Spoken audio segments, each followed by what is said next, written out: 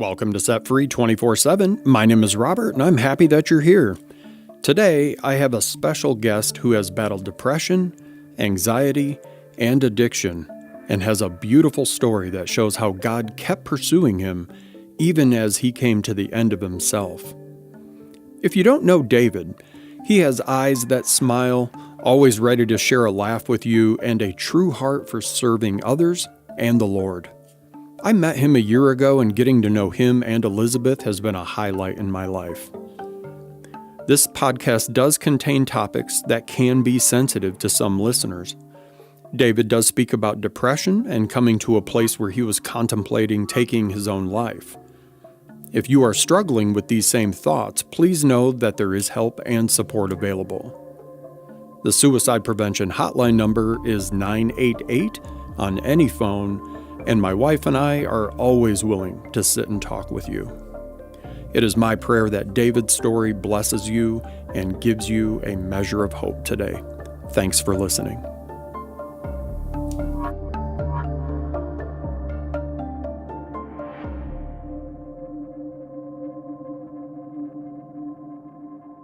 How are you, my friend? Great. So good to have you here. Thank you. So tell me a little bit about, I know a lot about your story from a year ago until now, but I don't know a lot about the beginning. Like, who was David when he was like 5 or 6 years old? Tell me a little bit about your childhood. So growing up, I basically lived out in the country. We had probably 6 houses in our little area. Okay. A lot of woods, basically brought up on a farm, my grandpa's farm. Hardworking, played a lot as a kid, rode a lot of motorcycles, swam in the pool. Pretty outgoing as a kid. Shy, but outgoing. Loved to talk to people. Just mom and dad? Okay. Mom and dad both. Dad worked a lot, so I didn't get to spend a whole lot of time with him, but I do remember like the family vacations, going to the UP, spending time with my grandparents up there, and my dad doing some fishing. And I thought I was really cool with my other brothers being in that boat with my dad and my grandpa. Yeah. But just growing up as a kid, normal kid, we didn't do a lot. We played from morning until night. Came in for breakfast, dinner, and that's about it. Yeah. I mean, back then as a kid, you played. So we were very active kids. So growing up as a kid, we didn't have a lot of church in our family. We didn't do a lot. I mean, once in a while we'd go to a church, and it was boring. Little kid sitting there. You weren't really plugged into the church. It was just, we're checking off a box this week. Yeah. Okay. Basically one of those churches you start at 10 o'clock and you don't leave until 1 o'clock. Oh my goodness. That was an event. Yeah. So it was like the longest Sunday for me and my brothers. Okay. Something we did not enjoy one bit. Yeah, I can see it. Was not kid friendly at all. The church wasn't. Basically, you sat there, keep your mouth shut, and listen. Hard not to fall asleep in something like that. So later in life, basically, my oldest brother went off to the Marines. He left the house about 17. He graduated and just trucked out to the Marines. How much older was he than you? I think he's 18 years older than me. Okay. So, all right. And then I had a middle brother, which was closer to my age. He was 9 years older than me. He got married at a young age, went into the Army. So I was the only kid at home. Okay. The baby of the family. They called me Baby Dave. So you had 2 brothers? Yep. Okay. 2 brothers. Baby Dave. Yep, Baby Dave. So basically, when they did go off, it was pretty lonely. I did have friends around, but pretty lonely not having big brothers around to protect little brother. Yep. Going through school. Didn't like school much when I was a kid. Just not into it. Yeah. Did it. Passing with like C's. Sure. I didn't really have that go get in elementary. That wasn't where your passion was. Right. Yeah. Right. So. Play any sports? Yeah, I did wrestle and I ran cross country. Okay. That was my go-to, the running. And then now older, just gave all that up. Yeah. So. Yeah, stuff hurts more when you're older. Yep. Yeah. No, I get it. So. Cool. So high school happens, you graduate high school. Yeah, high school happens. That was really tough for me. High school was. My freshman year going into high school, just worrying about fitting in as a kid. Yep. Even though I went to school with a lot of the kids, just keeping your nose clean. Yep. And I did run into a few people in high school that I didn't really care for, but I tried to keep my distance. Sure. Did get beat up a couple times from them, and I returned the favor back, that kind of stuff. Yeah, kid stuff. Yep. Yeah. Senior year of high school, thought it was cool. I figured I'd go for a ride with my friend in his nice new 71 Chevelle. Okay. Well, it was new to him. Sure. But, yeah. And going a little too fast, I told him several times, slow down. Basically, his brakes went out. We shot across the Wise Road in 91, got broadsided by, I believe it was a semi, and I woke up. That was probably one of my first experiences with the Lord. Basically saw white lights. I heard the word clear. I come to and told him I was alive. Ended up going to the hospital just to be observed for the couple days there. But other than that. How was your friend? Friend broke pelvis, and he's crippled up now. Okay. Like he's in a wheelchair now, so arthritis and stuff set in. But yeah. So what was your relationship with God after high school? I know church before then was kind of a chore. Yeah. It wasn't necessarily where you wanted to be. I felt there was a God, knew there was a God. Sure. Still leery. I didn't have a church assigned to me possibly until like the 90s. Okay. So that's when my life started going forward more and more. I didn't really turn to church until it was 1997, November 16th. Wow, you know the date? Yeah. Okay. Lost my brother and my middle brother, Johnny, in a car accident on M57. Okay. He blew a tire. It threw him in the path of two semi-trucks. Killed instantly at the scene. Oh, sorry.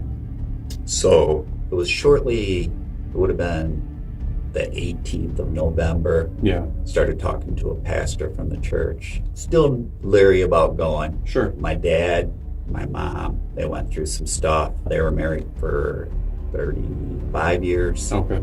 They got a divorce shortly after my brother passed. Sure. I was engaged when my brother passed. So I was pretty mad at the world. Rightfully so. Yeah. Just drivers in general. Sure. Semi pulled out in front of me one day. I was in town. He stopped at the light, and I basically ran up to this truck, ripped him out. Police officer saw me. Police officer stopped me. At that time, my fiance was with me. He told my fiance it wouldn't take me to jail if she gets me into a church ASAP, because he knew my brother. Okay. So he went to school with my brother. So he had an understanding of this guy's dealing with some stuff. Yeah. I've never been in trouble with law. Yeah. That was as close as I could get, possibly. So ended up I ran into a childhood teacher. He told me, hey, First Congregational Church is where a lot of my old high school teachers are going. So he's like, why don't you join us and try it? So I lived that life. I enjoyed going to church for that hour, but I didn't still invest my time into God at that time. You weren't giving back. You were there. Just a presence. You're checking off your box and you're saying, hey, how was your day? Oh, mine, I'm good. How was your week? I'm good too. Yep. Okay, we'll see you next week. Yeah, put on an act. Yes. Until the next time. Yeah. I know, I've done that too. And then, I think it was, would have been 2006. Still going to church at the time. 2006, my mom was diagnosed with cancer. Took her in 30 days, acute leukemia. Okay. And so that night, I went home from the hospital after watching everything go down, and she passed. And I had a lot of thinking to do, and I also had a toddler at that time, my oldest. Sure. She was 2, Haley. She went to bed that night. I woke up that next morning, actually got a plan for a funeral, and my daughter walks in and says, to me. She's clear as day. Says, hey, don't worry. I just talked to Grandma. Everything's fine. Then a light bulb came on. Okay, there is a true God. I mean, my daughter, 2 years old, talking. That was like, wow. Okay, there. You got to start doing this. Sure. So I continued to go to First Congregational just with that. Hey, I'm going to church. Yep. Put my time in again. It was, I want to say, roughly 2016. Okay. Going through some trouble. I've been a soccer coach for years down in Belding, and I was coaching my daughter's soccer, and I had an assistant coach. I started getting pretty interested talking to him. He was going to a church by the name of Impact Church in Lowell. Yep. And he's like, hey, next week he said, I got a coach to fill in for us. We're going to a man's camp, and it's all paid for. And I'm like, I said, I'm not going. He says, yeah, you are. He says, I'm going to drag you down there. You need to go. You need to go. Sure. So we headed up to Silver Lake, did a man's camp on a Friday. It was going to go Friday, Saturday, and then come home Sunday afternoon. Yep. So not knowing a thing about this, I went and... You thought you were camping with a bunch of dudes and we're just going to have like some dude time. Yep. And you didn't know you were getting hooked into some God time. Yep. So packed my stuff up, actually packed. At this time, I was hooked on painkillers. Okay. Got my prescription filled, 110 Norco. Yeah. I'm like, well, pop a couple of these on the way up. Sure. So did that. He's driving. Get there Friday night, and, we just kind of check in and get camp set up, and then we come down and sing a few songs and introduce ourselves. Sure. The next day is when they said, oh, we're gonna do some praying. The leader did some praying and said, I'm gonna split groups of 4. There's probably, I want to say, 104 guys there that year. Okay. And so That's a good group. Yeah, I had no idea what's going on. I knew nothing about this going in, just nothing. And that next day we had breakfast, and this guy says, okay, we're gonna start sorting people out. He says, I don't have this written down. Just bear with me. I'm praying about this. And I'm like, yeah, how's this guy going to do this? How's he going to break 4 people up? And And his name was Dan Boom. So all I could think about is Dan Boom. And I know Dan Boom. Good guy. Yeah, he is. And then he started praying, and he's like, points to me, points to 3 other guys, and then there's a guy from Impact that's kind of the leader of the group. Sure. Said, hey, you over here, I mean, just sorted them all out. And he says, okay, guys, go to your groups. So we went over to our groups, and we started talking, and I'm kind of sitting in the circle, just kind of keeping my mouth shut, listening to people. Sure.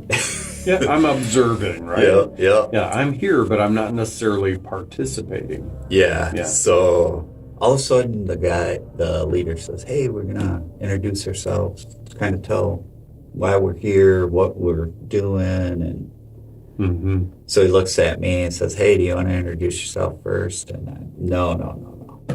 I'll sit back. I said to him, I would just go ahead and sit back and listen to the first guy. Yeah. And the first guy, he just says to me, he says, wow. He says, looks at me, looks at everybody and says, I was brought here, didn't really want to be here.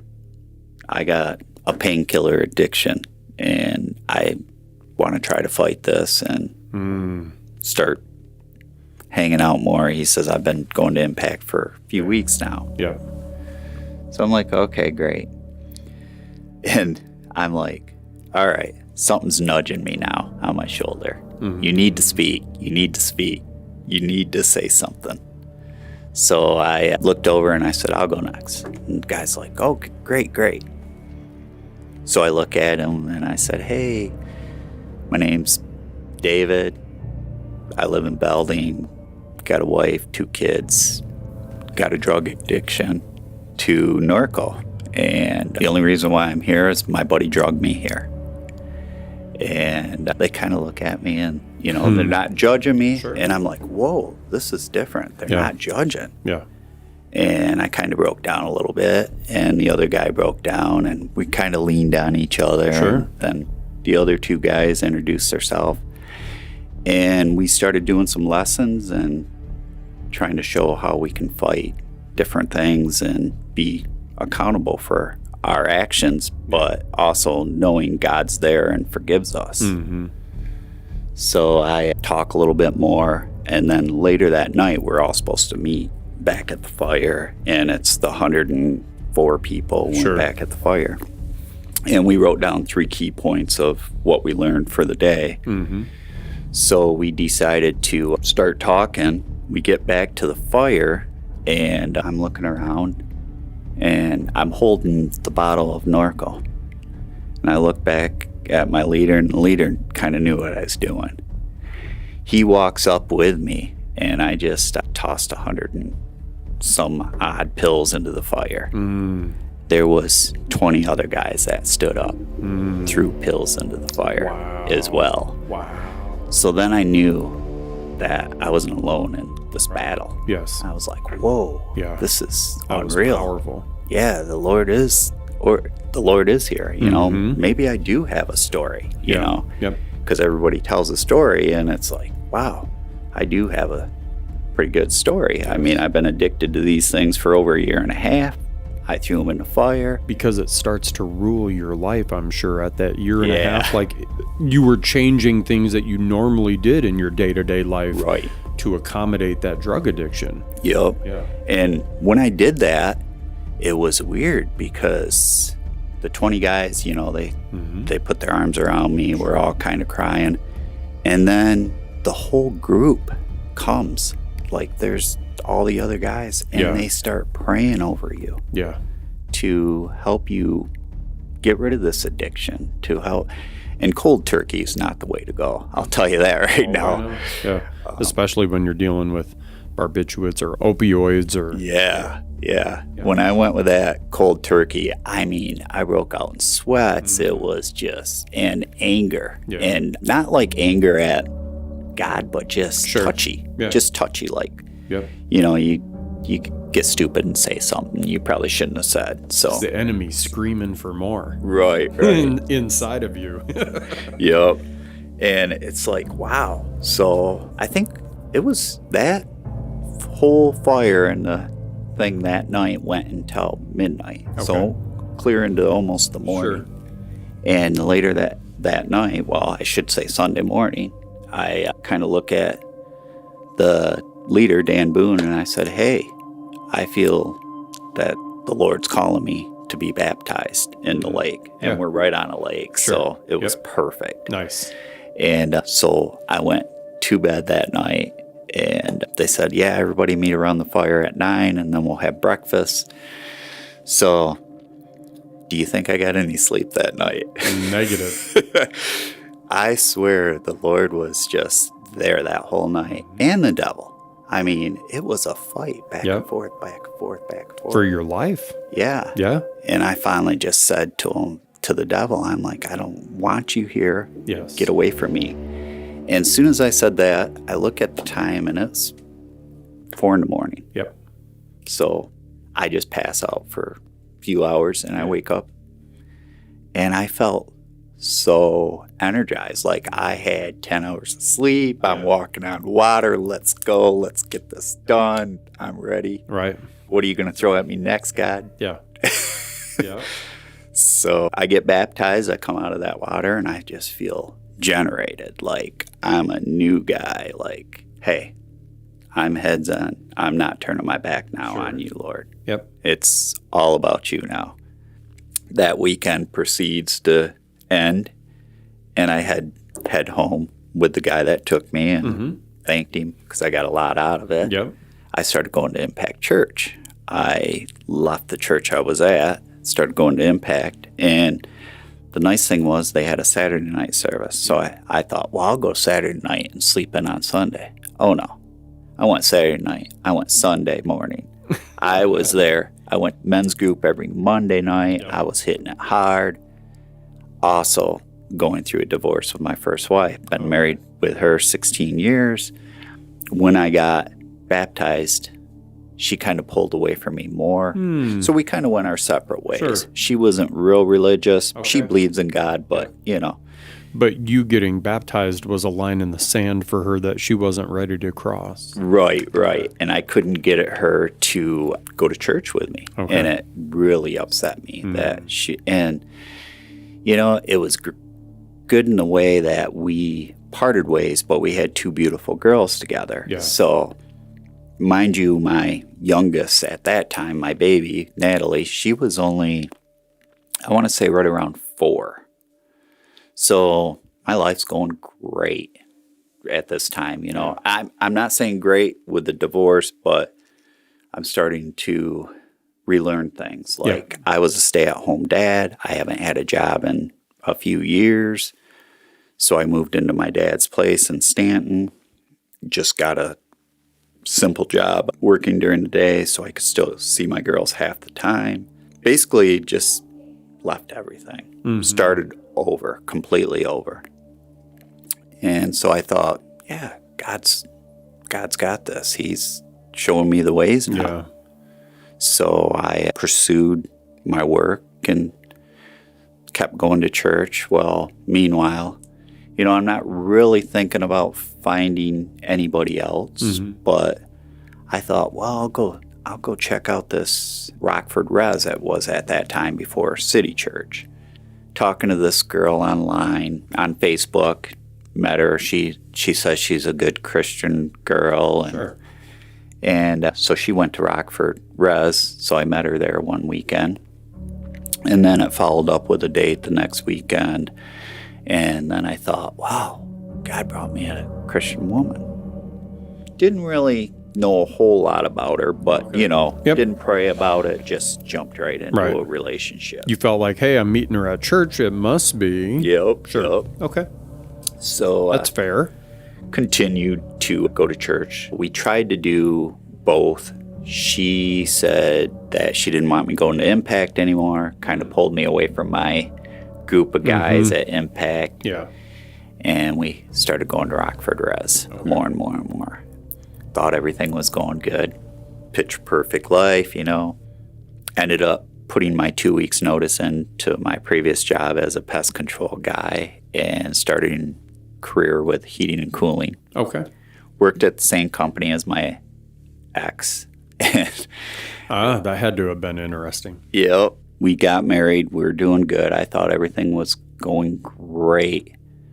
Labor Day weekend come up. She's like, hey, I'll meet you guys up to the UP. You go ahead and take my girls and take your girls and I'll meet you up there. I'm like, all right, cool. So I call her. She's not there yet. So I'm like, hey, is everything okay? Oh, I haven't left yet. I'll leave tomorrow morning. So meanwhile, you know, I got the kids and I'm trying to camp and hang out with my friends. Sure. And we're kind of waiting. So my friends asked me, he says, hey, your wife's not here yet. What's going on? I said, I don't know. Let's give her a call. So we called. Well, she says, I decided I'm not coming up. So I'm like, okay, well, I'll make the best of it with the kids and have a daddy-daughter.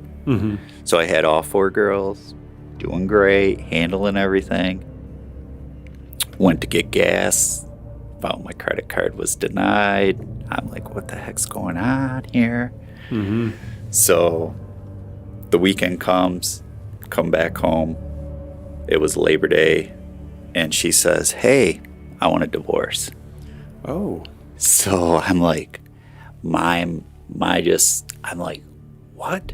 Yeah. I thought everything was great. I was doing the godly thing. I was going to church. I was helping. City Church of Greenville was just getting started, so we were doing a lot there. Like had a parking lot, helping park vehicles, welcoming people in, constantly doing God's work, Yeah. thinking, wow, I'm a godly guy. I'm praying with a family. I took her 2 girls in. They're from 2 separate dads, you know, so basically like my kids. And when all this went down, I'm like, well, let's talk to the church. And she's like, we can go talk to church, but nothing's going to change. And I was like, oh my gosh. That's when everything started going down. So I moved forward into the church, and I stay into the church. I really turned to the church hard, the guys. So Stan, Jason was a big one, and Pastor Joe. Those 3 would check on me constantly, day in and day out. Basically, And what did that mean for you? that God wasn't actually leaving me. He sent his flock to keep me in line, more or less. But I still had that, why God? Why, you know? Sure. Well, you're going through a traumatic experience. I mean, right. So I just listened to Joe and listened to Jason and Stan, and they said, you got to continue to chase, continue to chase her. Show her you love her. And I kept doing that. Mind you guys, I've never been in trouble with the law. And I have 2 police officers show up at my door and serve me with a restraining order. oh, wow. So I'm like, okay, God, another slap to the face. What's going on? Do you want me chasing her? What do you want me? Well, I mean, I'm here. And I just basically threw myself down at knees. Yeah. I said, okay, I got to fight this. I don't want to have a record. So a couple months later, go in front of the judge. He throws it out. He figured it was a lie. Never been in trouble. Yeah. Meanwhile, I'm still trying to work my way through this. I'm heartbroken. I failed at a second marriage. What's going on? Yeah. You know? Those feelings can consume you, especially when you had the hopes and the dreams and the, hey, I'm going to rebuild myself now. And you were doing a lot of the right things. Yep. Leading the family in prayer, you know, and that's a big thing. Blended families are hard. Yeah. Really hard. And I wish our church would have had more to offer with something like that. But knowing now where I've came from, I feel I could even lead something like that because now I've been through this. Sure. That's sometimes how God equips people. Right. Like, I went through drug addiction, so he can now use me to talk to other people about their drug addiction. Right. Because if I didn't have a drug addiction, I wouldn't be qualified to sit down and talk to you about your drug addiction. If I just knew about it from a little book that I had in college, you know what I mean? Absolutely. So, it does make a difference, and it lends just to... almost credibility. Right. And, knowing Christians all have a story, some are better than others, but I don't think there's not about none. Better. Yeah. I don't ever think that. Sure. And it's funny because, at first I thought that, wow, that guy's is better than mine. And I'm like, wait a minute, I'm not supposed to compare. And listen, the world would be a mess if everybody acted like me and made a big freaking mess of their life and then decided we're going to go to prison. So if everybody had to take my journey, this world would be crazy mess. Same with you if everybody had to take your journey. So everybody's journey is unique to them. It's like the fingerprint. It's like your eye. It's, Absolutely. It's a unique thing that God has given you.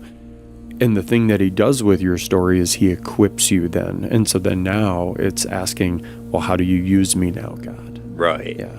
And that's how I felt, hanging with Stan, hanging with Jason, hanging with Pastor Joe. Sure. I want other people to know. I want other people to know my story because maybe it's just going to help that next person. As I continue with Jason and Stan and Joe, they helped me through some financial because I basically had to start all over. Sure. Yep. And rent's not like it was when I was a kid. No. Gosh, I think I paid first time I ever rented an apartment $425. Now I'm paying $980, and it's like, Yeah. okay, how am I going to make my truck payment? How am I going to? And I didn't really deal with finances. Sure. Because I just let her do it all. Well, now I'm learning. Hey, you can't just spend this, or hey, you can't have cable, or hey. Right. And meanwhile, going through this divorce, I took off a ton of weight, like 20 pounds instantly. Not good the way I lost it. Yeah. Sick, in and out of the hospital. Got a kidney disease, so I would lose my potassium, magnesium. Well, I have no insurance at this time because I put my 2 weeks in at the place I worked because she was working there.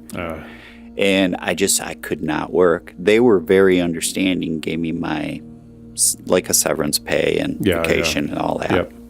I just thought, wow, this is not good. What am I going to do? I'm living in an apartment, one bedroom. So when I'd get my kids, I would let them have my room. I would sleep out in the living room because I wanted them to have their own room. Just a bedroom. Yeah.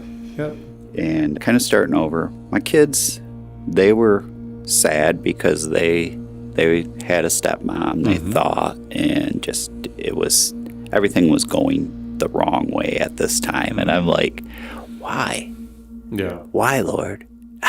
And Jason looks at me and Pastor Joe and says, the Lord didn't do this to you.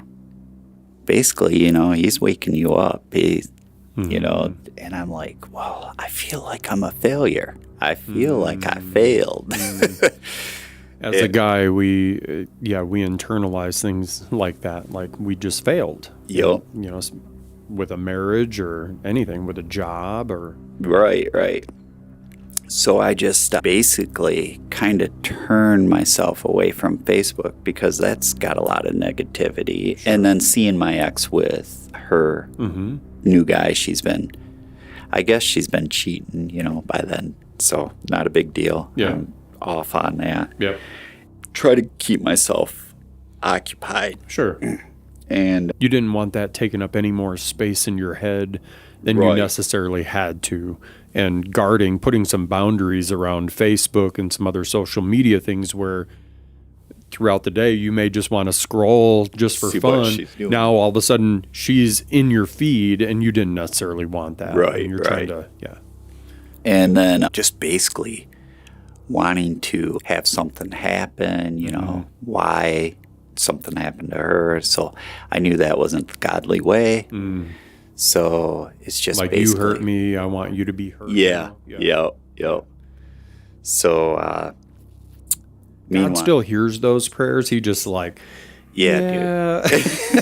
Yeah, we're not going to do that. We're going to let that fruit I'll listen to you. I know you needed to say that. Right. We're going to let that fruit fall on yourself. Yeah. After, this is probably the 6th time going into the hospital. And I want to say it was like a weekday evening time. Yeah.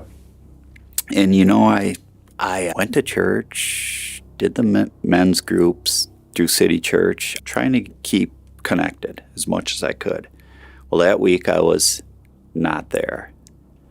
And I think Pastor Joe knew something was going on. So I live in an apartment at this time, and the only way in is either a key fob or somebody lets you in. So, I'm kind of thinking about things, and there's set a bottle of muscle relaxers, and there's set a bottle of ibuprofen 800s. At this point, had you started back on muscle relaxers again, or? No, not really painkillers or muscle relaxers, just some leftover muscle relaxers I had left from my surgery. Okay. They're probably a couple years old, so I don't even know if they're any good. Sure. There was probably, I want to say there's 30 of them there. Sure. So But the enemy knew how to dangle those in front of you. Yep. So I dumped those 30 out on the counter, dumped about 30 ibuprofen out on the counter, had a glass of water, already written up a thing, telling my girls, hey, sorry, your dad can't go through this no more. Stressed. I aged. Like I can look at a photo from probably 2 months before she said she wanted a divorce to I aged 3 years on my life. Instant gray in my beard, Yeah. So I'm looking at that stuff and I'm like, well, I could end it all. The enemy's talking to me right here. And I'm not listening to God. I'm listening to that enemy again. And it's like, man, I could just end everything. Yeah. End it all.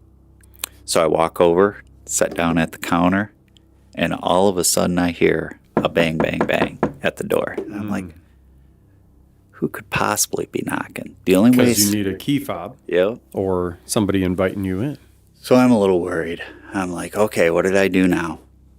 Thought it was the cops? Yep, thought it was the police. Sure. What did I do now?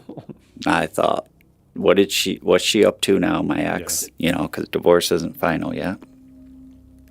Pastor Joe says, Dave, are you in there? David, are you in there? And I used to go by Dave, and now I go by David because I want to erase the past and have my full name. Yep. And I didn't answer the door. He pounds some more. David, what's going on? I go to the door, and he's like, what are you doing, man? And I said, getting ready to take some pills, and he's like, no, you're not.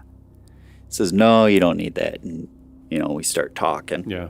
Pills are up there. Sure. Start talking. He just basically says, Dave. And I'm like, no, I don't go by David. I want to go by David. And he's like, well, David, he says, you just got to drop it. She doesn't want you. And it's not worth it. And you go to church. You got a church family. We all care about you. Yeah.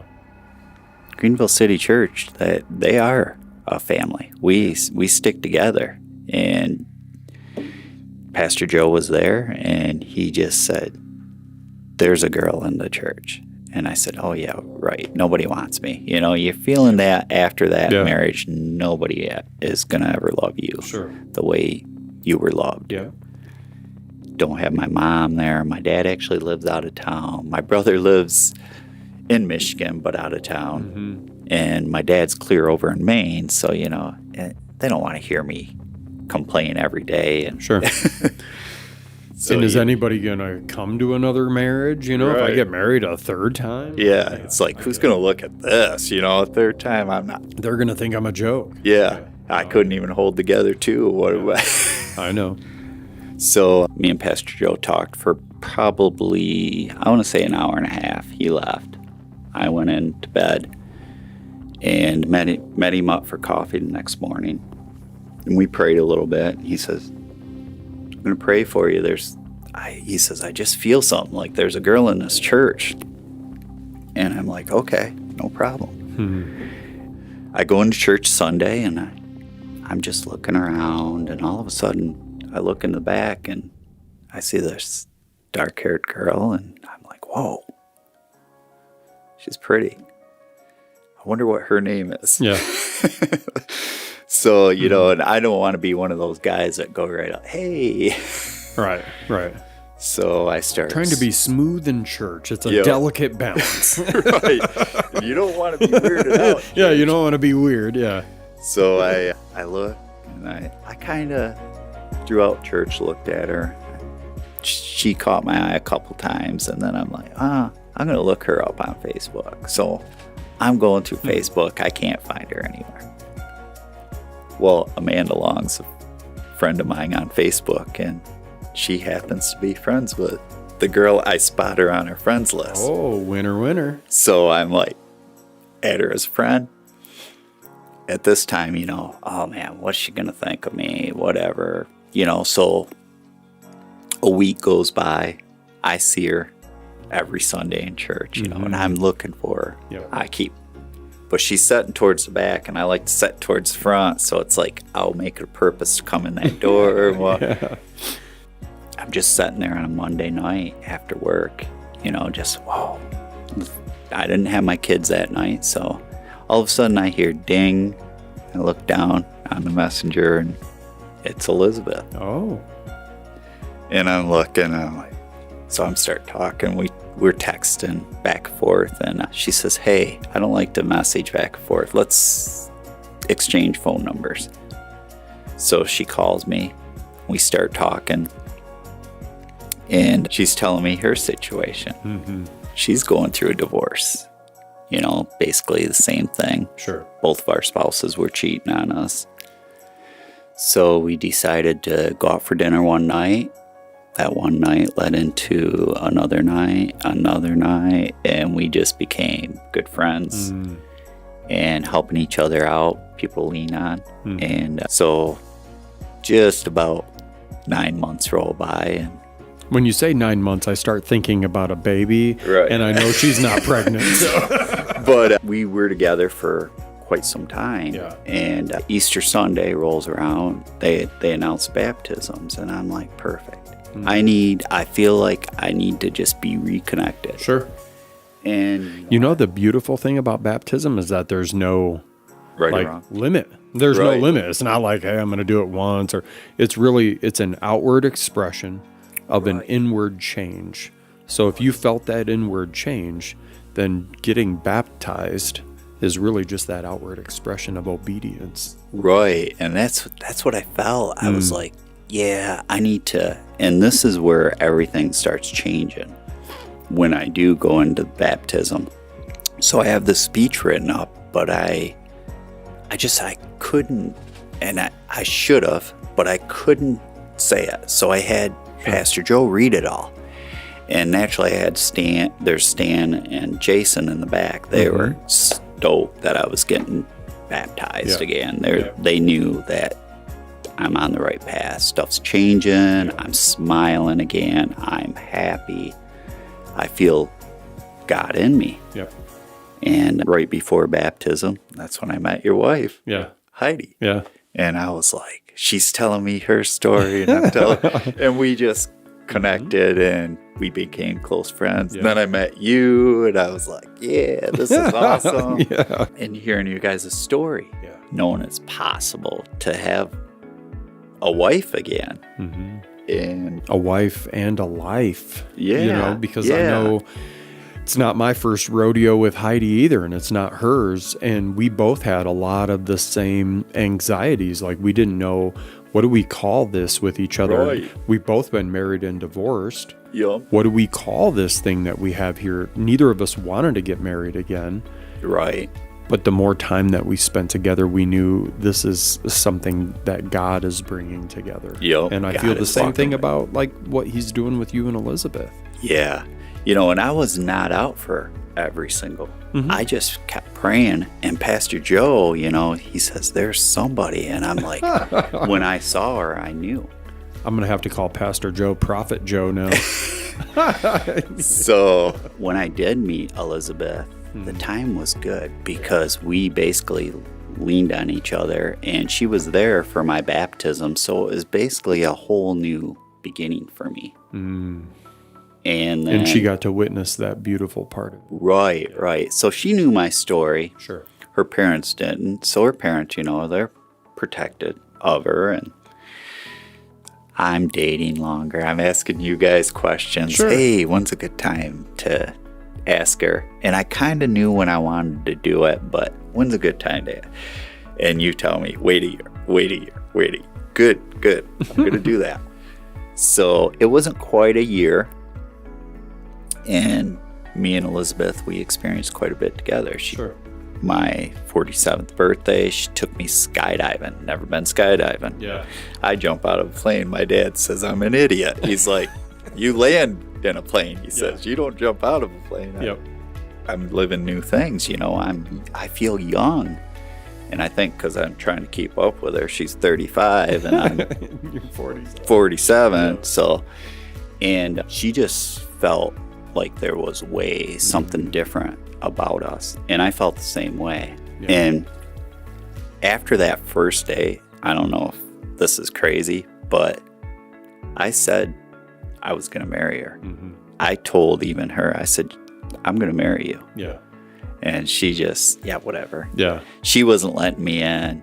Her walls were up, you know, that kind of stuff. Talk to you guys a little bit more about it. It would have been December 31st. We flew out to Vegas, got a rental car, went and seen her. I've been talking to her sister for probably 3 months, planning it. Where you're going to do it. Yeah. And they had perfect spot in California and the Big Reds. And I talked to her daughters, asked them first, talked to my daughters, course, my oldest is like, not again, Dad, not again. You know, Yeah, she, and rightfully so. Yeah, and she was, hurt pretty bad from the second one. So she's like, not again, Dad. So I talked to her daughters, and the really cool thing was I sat both of her daughters down and I said, hey, I want to marry your mom. What do you guys think? And Anna's not very, talkative, but she's not shy either. Right. And she says, awesome, I'm going to have a stepsister. Because Natalie's the same age as Anna. It's perfect. Yeah. Maya, her youngest, says, awesome, I'm going to have another dad. I talked to everyone. My youngest was all excited. She's keeping a big secret. And those two responses, though, from her daughters, I'm sure gave you a little boost of confidence. Yeah. And just I'm doing the right thing, and the kids recognize who I am in the life. Yep. They want me here. Yep. Right. Meant a lot to me. Yeah. And I was like just putting off, and I talked to you a little bit more about it. And I said, hey, what do you think? You think I should ask her dad?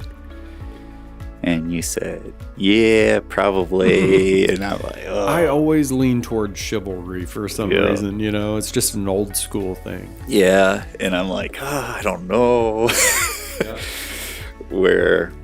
So I'm like, yeah, I'll ask her dad. I want to say it was Thanksgiving Day. We're over there having some dinner, but her mom didn't know still. And Elizabeth and her mom were out in the kitchen, and I was talking to her dad, and her dad says, hey, what do you have plans for my daughter? And I'm like, well, matter of fact, I wanted to talk to you today. Sure. So he kind of brought it up. Yeah. And I'm like, I plan Isn't that funny how God works like that? Yeah. Like, he knew you were having an issue bringing it up, so all of a sudden there's just this little question that gets dropped in the conversation, but it's the perfect door for you to open. Yep. So I walk over and sat by him, and I said, Gary, I love your daughter a lot.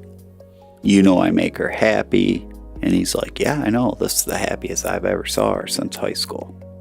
And I'm like, whoa. So, and he's all for it. Naturally, his wife, not so much, but she didn't know too much about it. So we fly out to Vegas, and then we get a rental car to go to California. So it's raining like crazy out in Vegas. And so when we get into California, it's not too bad. And then all of a sudden it starts raining cats and dogs. And I'm like, I left Michigan for rain? What's How am I supposed to have a romantic moment in all of this? Right. So New Year's Eve, we kind of stayed low. We did a little sightseeing, and it was just too rainy. I didn't feel like I should then. And I think Elizabeth started knowing something was up. Just by how you were acting? Yeah. And then I wanted to say, I think it was New Year's Day. It was actually going to be nice. So I looked over at Megan, and Megan's her youngest sister, and I look over at her husband, Ronnie, and I said, yeah, I want to do it. I want to do it today. Let's go. Yeah. Let's go. I'm rearing. I want to go. I wanted to go at 9:00.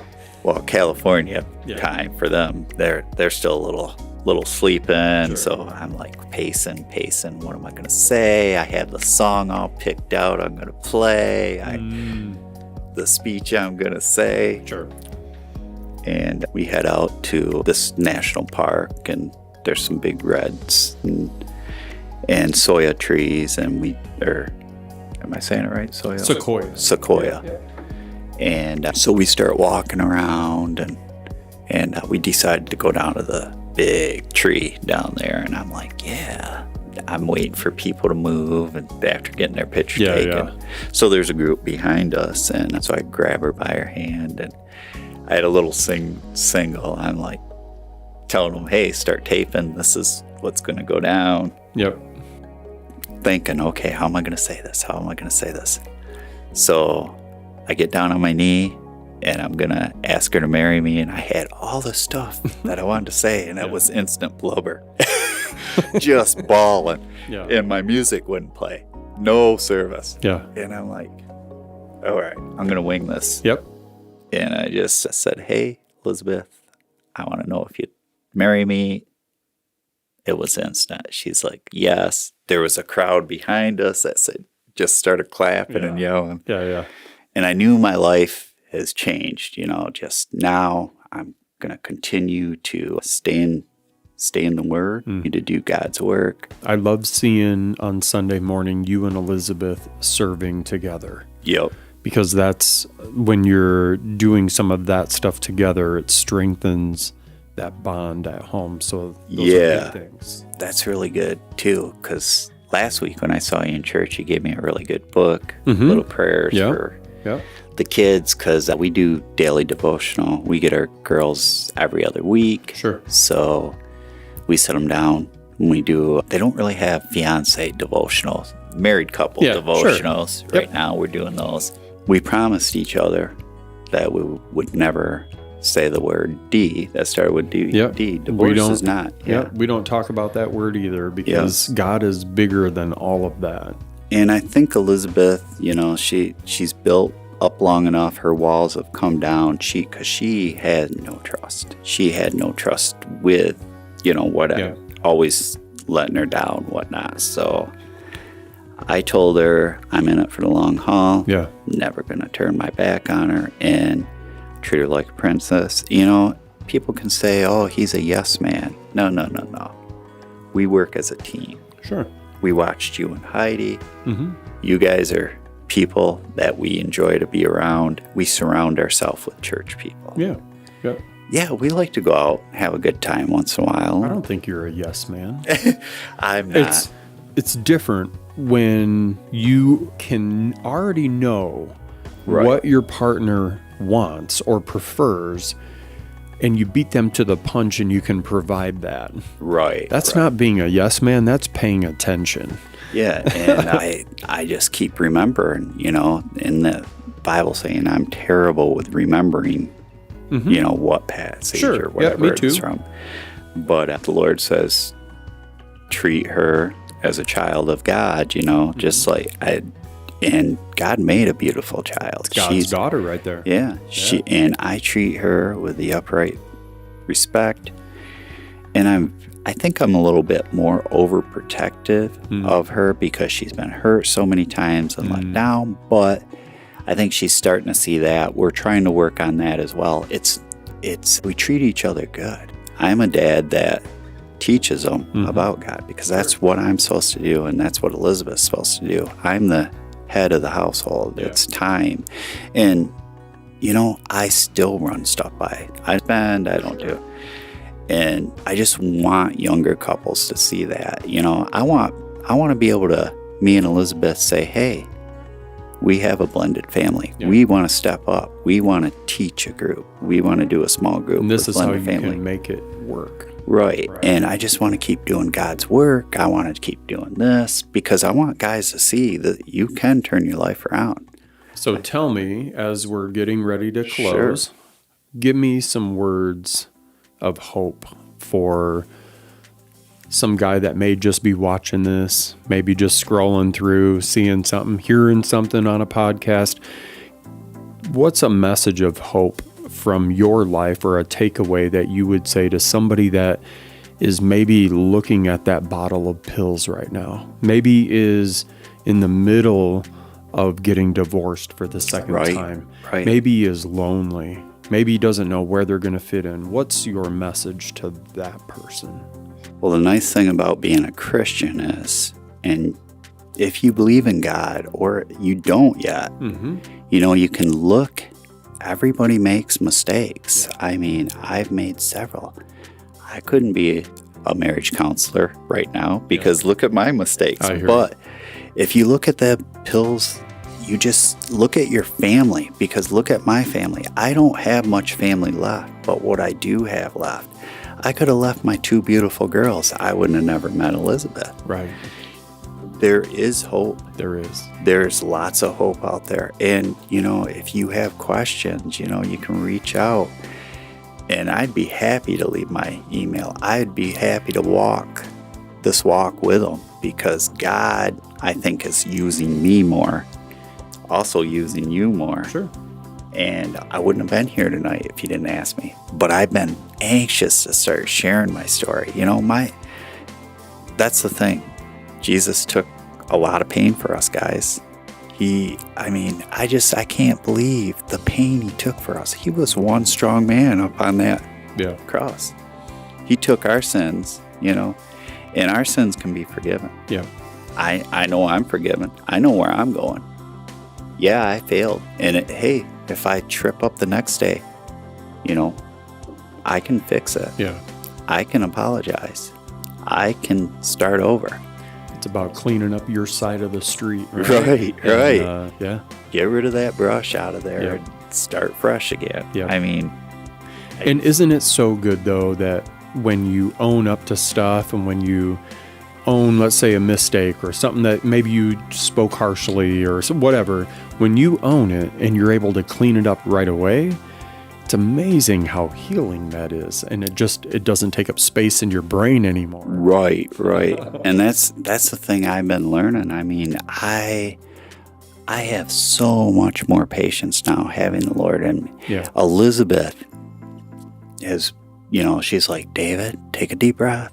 Take a deep breath. Sure. Our kids might do something. Take a deep breath. Yep. Last week I slipped up and yelled at my daughter. Yep. And guess what I did? I apologized 10 minutes later and told her I should have never did that. Dad does make mistakes too.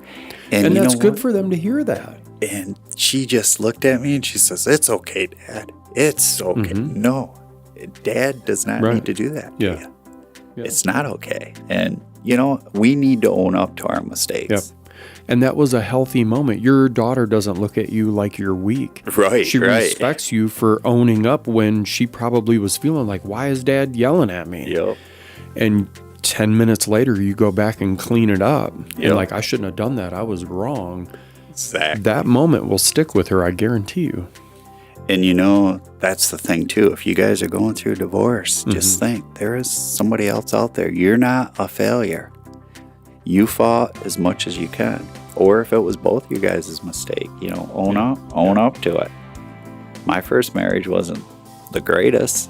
16 years, everybody's like, you married 16 years, you guys should still, no. Yeah. Elizabeth, her last marriage was 16 years. And she's starting fresh. And it's weird, like sometimes people change over that time. And, like with you, when you started to get closer to the Lord, she started to pull away. So it's like you don't know when you're not living in lockstep with your partner. It's easy for something small like that, even though it was good, to be a wedge in between your relationship. Yeah, and we're better friends now. We parent our girls so much better, even though I still have issues like, hey, that ain't the way I want to parent her, but we do it as a team. And Elizabeth has taught me so much. Robert and Heidi's taught me so much. The church has taught me so much. Church, reach out to church. Yeah. They are a family. It's not all about money. They're not looking for money. They're looking for good people. Bible-based church. Find a little community, and don't be afraid to plug in.